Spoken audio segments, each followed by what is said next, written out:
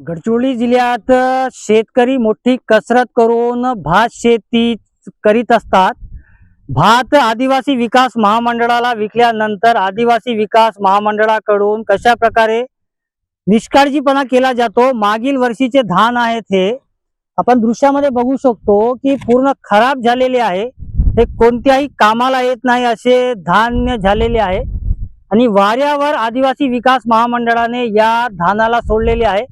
बाजूला बघू शकतो कशा प्रकारे मागे जे आहेत तेही मोठ्या प्रमाणात पोती दिसत आहेत आणि या बाजूला बघू शकतो आपण हे नवीन यावर्षी घेतलेले धान आहेत जे बारदानाने बारदानाच्या आत ठेवण्यात आलेले आहे आणि हे मागील वर्षीचे धान आहे. आणि आदिवासी विकास महामंडळ शेतकऱ्यांना पैसे देत असतो, परंतु आदिवासी विकास महामंडळाकडून सोसायटी मार्फत ही खरेदी केली जाते आणि याची उचल वेळेवर करणे अनिवार्य आहे. आदिवासी विकास महामंडळाचे अनेक बोगस कारोबार जे आहेत ते समोर आले होते. यानंतर हे गंभीर दृश्य जे आहेत आपण बघू शकतो की या सोसायटीवरही गुन्हे दाखल करण्यात यावे, याची चौकशी करण्यात यावी.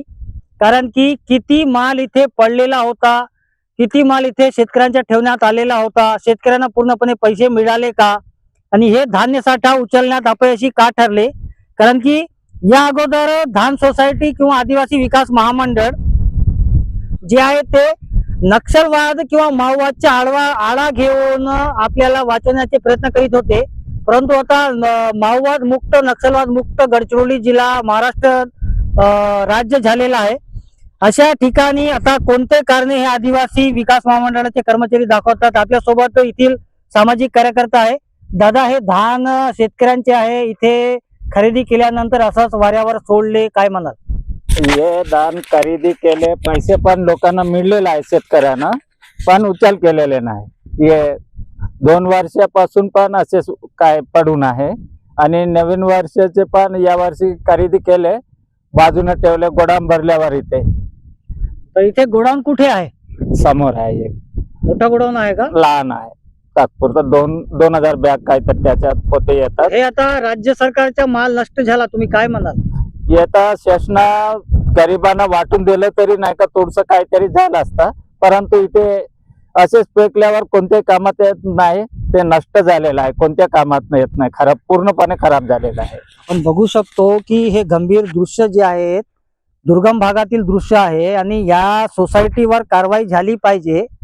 कारण की राज्य सरकार किंवा जिल्हा प्रशासनाचा निधी जे आहे ते बुडवण्याचे प्रयत्न काही सोसायट्यांमार्फत आदिवासी विकास महामंडळामार्फत गडचिरोली जिल्ह्यातील जिंगनूर भागात हे सत्य परिस्थिती.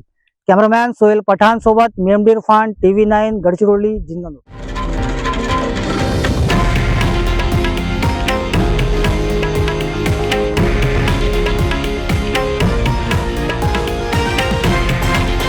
हे आहे देशातील नंबर 1 न्यूज नेटवर्क आणि आपण पाहत आहात TV9 मराठी, एकमेव.